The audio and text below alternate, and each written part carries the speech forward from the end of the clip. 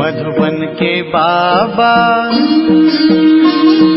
मधुबन के बाबा मुरली वाले, आपका क्या कहना, आपका क्या कहना। ओम शांति। आज 15 अप्रैल 2023 के साकार मधुर महावाक्य हैं। आज मीठे मीठे बाप दादा बोले, मीठे बच्चे, एक दो को खुशी की खुराक खिलाते रहो, सदा खुश मौज में रहना और खुशी बांटना, यही है जबरदस्त खातिरी करना। बाबा ने कहा, मीठे बच्चे, एक दो को खुशी की खुराक खिलाते रहो, सदा खुश मौज में रहना और खुशी बांटना, यही है जबरदस्त खातिरी करना। बाबा ने आज प्रश्न पूछा कि अपनी ऊंची अवस्था बनाने की विधि क्या है, किन मुख्य बातों का ध्यान रखना है। और उत्तर में बाबा ने समझाया कि ऊंची अवस्था बनानी है तो पहली बात नष्ट मोहा बनने की हिम्मत रखनी है, और दूसरा अपना चार्ट रखना है कि बाबा को याद करते समय उनसे क्या क्या बातें की, कितना समय याद किया। और तीसरी बात नींद को जीतने वाला बनना है। और चौथा पुराने शरीर की संभाल भी करनी है, फिर से भूलना भी है। और पांचवा दैवी स्वभाव बनाना है, स्वभाव के वशीभूत होकर किसी को भी सताना नहीं है। और छठा सब डिफेक्ट निकाल प्योर डायमंड बनना है। और सातवां पॉइंट सबको सुख देने वाला खुशबूदार फूल बनना है। ओम शांति। ज्ञान का तीसरा नेत्र देने वाला रूहानी बाप बैठ रूहानी बच्चों को समझाते हैं। ज्ञान का तीसरा नेत्र सिवाय बाप के और कोई दे नहीं सकता। अभी तुम बच्चों को ज्ञान का तीसरा नेत्र मिला है। अभी तुम बच्चे जानते हो कि अभी ये पुरानी दुनिया बदलने वाली है। बेचारे मनुष्य नहीं जानते कि कौन बदलाने वाला है और कैसे बदलाते हैं, क्योंकि उन्हों को ज्ञान का तीसरा नेत्र ही नहीं है। तुम बच्चों को अभी ज्ञान का तीसरा नेत्र मिला है, जिससे तुम सृष्टि के आदि मध्य अंत को जान गए हो। यह है ज्ञान की स्क्रीन। स्क्रीन की एक बूंद भी कितनी मीठी होती है। ज्ञान का भी एक ही अक्षर है, मनमना भव। सभी से कितना मीठा है। अपने को आत्मा समझ और बाप को याद करो। बाप शांति धाम और सुख धाम का रास्ता बता रहे हैं। बाप आए हैं बच्चों को स्वर्ग का वर्षा देने, तो बच्चों को कितनी खुशी रहनी चाहिए। कहते भी है ना कि खुशी जैसी खुराक नहीं। जो सदैव खुशी मौज में रहते हैं उनके लिए वह जैसे खुराक होती है। 21 जन्म मौज में रहने की ये जबरदस्त खुराक है। ये खुराक सदैव एक दो को खिलाते रहो। एक दो की जबरदस्त खातिरी यह करनी है। ऐसी खातिरी और कोई मनुष्य की कर न सके। तुम श्रीमत पर सभी की रूहानी खातिरी करते हो। सच्ची सच्ची खुश खैराफात भी यह है कि किसी को बाप का परिचय देना। मीठे बच्चे जानते हैं कि बेहद के बाप द्वारा हमको जीवन मुक्ति की खुराक मिलती है। सतयुग में भारत जीवन मुक्त था, पावन था। बाप बहुत बड़ी ऊंच खुराक देते हैं। तब तो गायन है कि अति इंद्रिय सुख पूछना हो तो गोप गोपियों से पूछो। यह ज्ञान और योग की कितनी फर्स्ट क्लास वंडरफुल खुराक है। और यह खुराक एक ही रूहानी सज्जन के पास है और किसी को इस खुराक का मालूम ही नहीं है। बाप कहते हैं, मीठे बच्चों, तुम्हारे लिए तिरी पर सौगात लाया हूं, माना हथेली पर। तो मुक्ति, जीवन मुक्ति की यह सौगात मेरे पास ही रहती है। कल्प कल्प मैं ही आकर तुमको देता हूं और फिर रावण छीन लेता है। तो अभी तुम बच्चों को कितना खुशी का पारा चढ़ा रहना चाहिए। तुम जानते हो, हमारा एक ही बाप टीचर और सच्चा सच्चा सदगुरु है जो हमको साथ ले जाते हैं। मोस्ट बिलवेड बाप से विश्व की बादशाही मिलती है। यह कम बात है क्या? सदैव हर्षित रहना चाहिए। Godly student life is the best. ये अभी का ही गायन है ना? तो फिर नई दुनिया में भी तुम सदैव खुशियां मनाते रहेंगे। दुनिया नहीं जानती क्या कि सच्ची सच्ची खुशियां कब मनाई जाएंगी। मनुष्य को तो सत्युग का ज्ञान ही नहीं है, तो यहाँ ही मनाते रहते हैं। परंतु इस पुरानी तमो प्रधान दुनिया में खुशी कहाँ से आई? यहाँ तो त्राही त्राही करते रहते हैं। कितना दुख की दुनिया है। बाप तुम बच्चों को कितना सहज रास्ता बताते हैं। ग्रस्त व्यवहार में रहते कमल फूल समान रहो। धंधा धौरी आदि करते भी मुझे याद करते रहो। जैसे आशिक और माशूक होते हैं, वह तो एक दो को याद करते रहते हैं। वह उनका आशिक, वह उनका माशूक होता है। और यहाँ यह बात नहीं है। यहाँ तो तुम सभी एक माशूक के जन्म जन्मांतर से आशिक हो, आशिक होकर रहते भी हो। तो बाप कब तुम्हारा आशिक नहीं बनता? तुम उस माशूक को आने के लिए याद करते आए हो। जब दुख जास्ती होता है तो जास्ती सिमरन करते हो। तब तो गायन भी है, दुख में सिमरन सब करें, सुख में करे न कोई। इस समय बाप भी सर्वशक्तिवान है। दिन प्रतिदिन माया भी सर्वशक्तिवान तमो प्रधान होती जाती है। इसलिए अब बाप कहते हैं, मीठे बच्चे, देही अभिमानी बनो। अपने को आत्मा समझ मुझ बाप को याद करो और साथ साथ दैवी गुण भी धारण करो। तुम ऐसे बन जाएंगे। कैसे? लक्ष्मी नारायण के जैसे।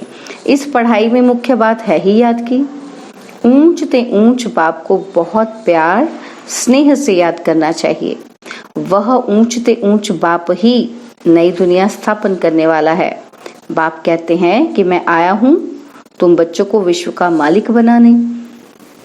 इसलिए अब मुझे याद करो तो तुम्हारे अनेक जन्मों के पाप कट जाएं।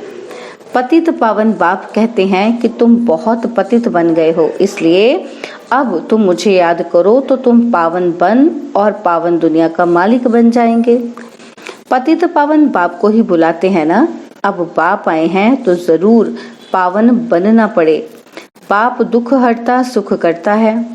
बरोबर सतयुग में पावन दुनिया थी तो सभी सुखी ही थे। अब बाप फिर से कहते हैं, बच्चे, शांति धाम और सुख धाम को याद करते रहो। अभी है संगम युग। खेवैया तुमको इस पार से उस पार ले जाते हैं। नैया कोई एक नहीं, सारी दुनिया जैसे एक बड़ा जहाज है, उनको पार ले जाते हैं। बाप मीठे मीठे बच्चों को समझाते हैं कि अपने को आत्मा समझ मुझ बाप को याद करो। तुम भी बाप की सर्विस में लग जाओ। On God fatherly service. बाप ही तुमको विश्व का मालिक बनाने आए हैं। जो अच्छा पुरुषार्थ करते हैं उनको महावीर कहा जाता है। देखा जाता है कि कौन महावीर हैं जो बाबा के डायरेक्शन पर चलते हैं। बाप का फरमान है, अपने को आत्मा समझ भाई भाई देखो। इस शरीर को भूल जाओ। बाबा भी इस शरीर को नहीं देखते हैं। बाप कहते हैं कि मैं आत्माओं को देखता हूँ। बाकी यह तो ज्ञान है कि आत्मा शरीर बिगर बोल नहीं सकती।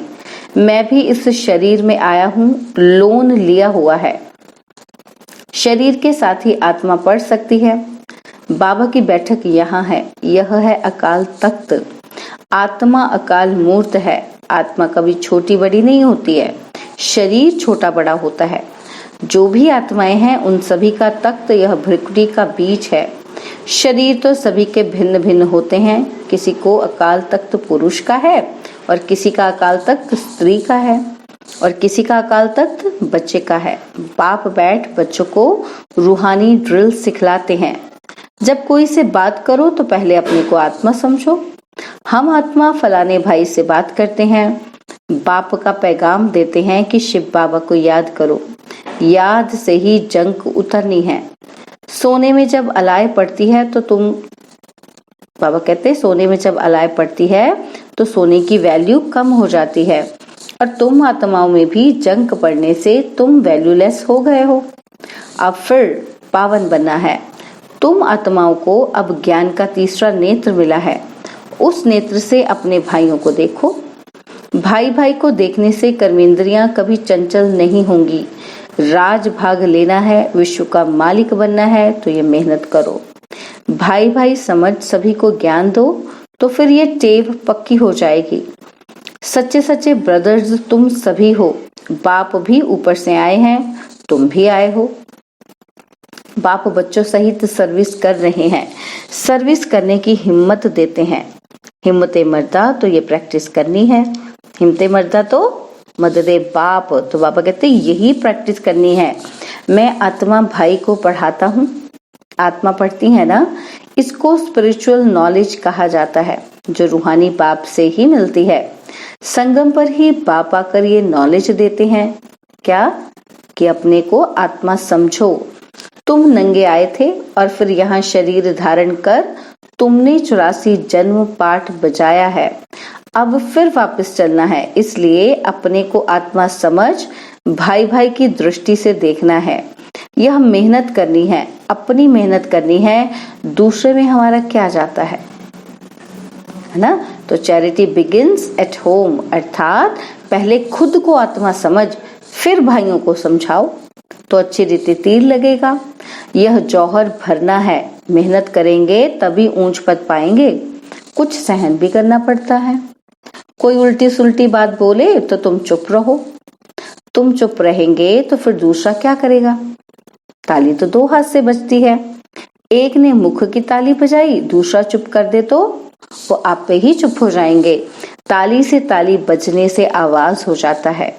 बच्चों को 1-2 का कल्याण करना है।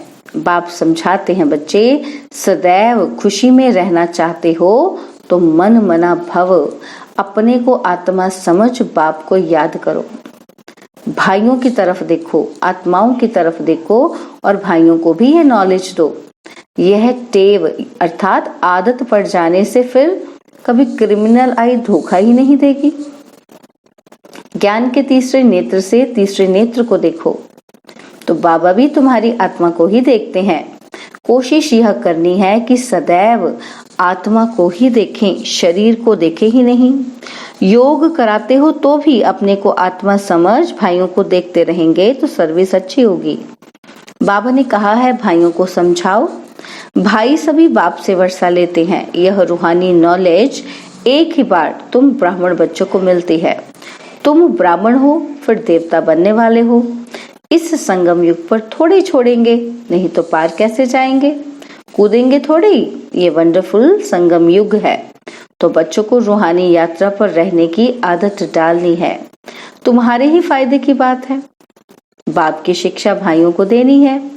बाप कहते हैं कि मैं तुम आत्माओं को ज्ञान दे रहा हूँ, आत्मा को ही देखता हूँ। मनुष्य मनुष्य से बात करेगा तो उनके मुंह को देखेगा ना, तो तुम आत्मा से बात करते हो तो आत्मा को ही देखना है। भल शरीर द्वारा ज्ञान देते हो, परंतु इसमें शरीर का भान तोड़ना होता है। तुम्हारी आत्मा समझती है कि परमात्मा बाप हमको ज्ञान दे रहे हैं। बाप भी कहते हैं आत्माओं को देखता हूँ, और आत्माएं भी कहती कि हम परमात्मा बाप को देख रहे हैं, उनसे नॉलेज ले रहे हैं। इसको कहा जाता है स्पिरिचुअल ज्ञान की लेन देन। आत्मा की आत्मा के साथ, आत्मा में ही ज्ञान है, आत्मा को ही ज्ञान देना है। ये जैसे जौहर है, तुम्हारे ज्ञान में ये जौहर भर जाएगा तो किसी को भी समझाने से झट तीर लग जाएगा। बाप कहते हैं प्रैक्टिस करके देखो, तीर लगता है ना, तो यह नई टेव डालनी है, तो फिर शरीर का भान निकल जाएगा। माया के तूफान कम आएंगे, बुरे संकल्प नहीं आएंगे।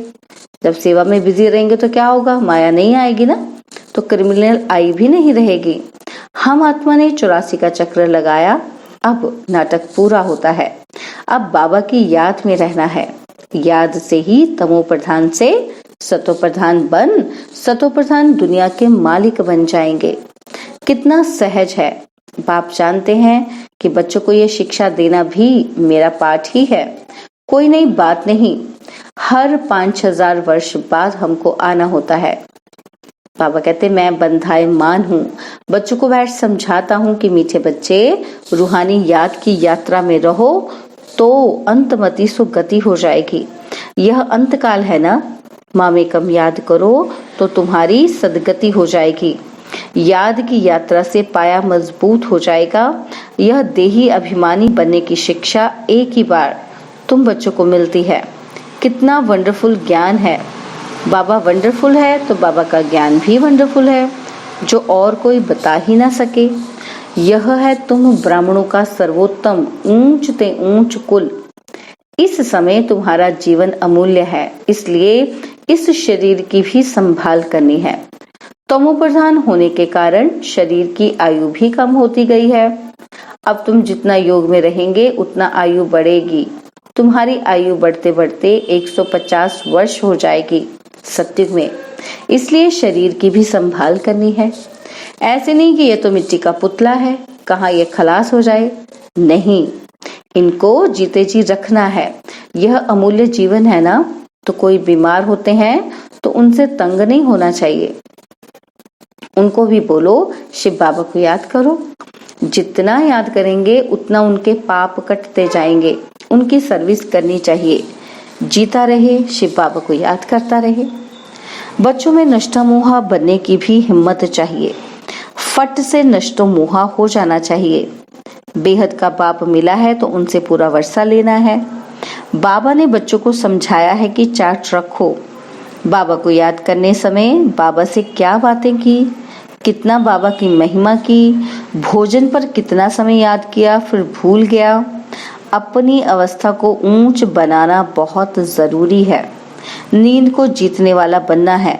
याद को बढ़ाते जाओ, औरों को सिखलाते जाओ। इसमें नष्ट मोहा जरूर बनना पड़े। पुराने शरीर को भूलना पड़े। बाप के बने हो तो उनको ही याद करना पड़े। जो बाप हमको हीरे जैसा बनाते हैं उनको कितना लव से याद करना चाहिए। अपनी जांच करनी है कि मेरा दैवी स्वभाव है। मनुष्य को स्वभाव बहुत सताता है। हर एक को अपना तीसरा नेत्र मिला है तो उससे जांच करनी है। मेरी याद बाबा तक पहुंचती है, ये चेक करना है। क्या मेरी बात बाबा तक पहुंच जाती है? जो डिफेक्ट है उनको निकाल प्योर डायमंड बनना है। थोड़ा भी डिफेक्ट होगा ना तो वैल्यू कम हो जाएगी। इसलिए मेहनत करके अपने को वैल्यूएबल हीरा बनाना है। बाबा जानते हैं कि कर्मातीत अवस्था तो पिछाड़ी में नंबरवार पुरुषार्थ अनुसार आनी है। फिर भी पुरुषार्थ कराने के लिए बाबा तो कहेंगे ही ना, तो नंबरवार पुरुषार्थ अनुसार ही बाबा को भी प्यारे लगेंगे। जो औरों को सुख देने वाला खुशबूदार फूल है वह छिपा नहीं रह सकता। बाप फिर भी बच्चों को कहते हैं कि मीठे बच्चे, मामेकम याद करो तो मैल निकल जाए। बाप को याद करते दिल एकदम ठर जानी चाहिए, शीतल हो जानी चाहिए और बाबा की याद सतानी चाहिए। बाबा, मीठे बाबा, आप हमको क्या से क्या बना रहे हो और तो कोई जानते ही नहीं कि तुम क्या बन रहे हो। तो ऐसे मीठे बाबा को बहुत लव से याद करना चाहिए। तो कई बंधेलियां बहुत याद करती हैं, पता नहीं कैसे अपने आप को छुड़ा कर आती हैं। उन्हों का जितना लव रहता है ना उतना और बच्चों में नहीं। एकदम बाबा को याद कर स्नेह में आंसू बहाती हैं। बाबा आपसे कब मिलेंगी? विश्व का मालिक बनाने वाला बाबा, ओ बाबा कब आकर सम्मुख मिलेंगी? ऐसे बहुत प्रेम से बाबा को याद करती हैं। सभी दुख मिटाने वाले बाबा, आपने कितना हमारा सौभाग्य बनाया है। आप हमको विश्व का मालिक बनाते हैं। याद का भी बल उनको बहुत मिलता है। अच्छा, मीठे मीठे सिकिलते बच्चों प्रति माता पिता बाप दादा का याद, प्यार और गुड मॉर्निंग। रूहानी बाप की रूहानी बच्चों को नमस्ते। हम रूहानी बच्चों की रूहानी बाप दादाजी को दिलवा जान सिकवा प्रेम से नमस्ते। ओम शांति। प्यारे बाबा, मीठे बाबा, मेरे बाबा, शुक्रिया बाबा, शुक्रिया बाबा, शुक्रिया बाबा। धारणा के लिए मुख्य सार है। पहला पॉइंट है, कोई भी उल्टी बातें बोले तो चुप रहना है। मुख की ताली नहीं बजानी है, सहन करना है। एक दो का कल्याण करना है। और सेकंड पॉइंट, बाबा कहते ज्ञान के तीसरे नेत्र से आत्मा भाई को देखना है। अपने को भाई समझ भाई को ज्ञान देना है। रूहानी ड्रिल करनी और करानी है। अपनी मेहनत करनी है, दूसरों को नहीं देखना है। बाबा ने वरदान दिया, अपनी विल पावर द्वारा हर एक को विल कराने वाले श्रेष्ठ सेवाधारी भव। अपनी विल पावर द्वारा हर एक को विल कराने वाले श्रेष्ठ सेवाधारी भव। वर्तमान समय कई आत्माएं आपके सहयोग के लिए चातक है, लेकिन अपनी शक्ति नहीं है। उन्हें आपको अपनी शक्तियों की मदद, विशेष मदद देनी पड़ेगी। इसलिए निमित्त बने हुए सेवाधारियों में सर्व शक्तियों की पावर चाहिए। जैसे ब्रह्मा बाप ने लास्ट में बच्चों को शक्तियों की विल की, उस विल से ये कार्य चल रहा है। ऐसे फॉलो फादर अपनी शक्तियों की विल आत्माओं के प्रति करो तो समय के प्रमाण सेवा संपन्न हो जाएगी। स्लोगन है, जहां एकता और एकाग्रता की शक्ति है वहां सफलता सहज प्राप्त होती है। जहां एकता और एकाग्रता की शक्ति है वहां सफलता सहज प्राप्त होती है। ओम शांति। और अब यह एक बहुत अच्छी वीडियो भी जरूर देखें।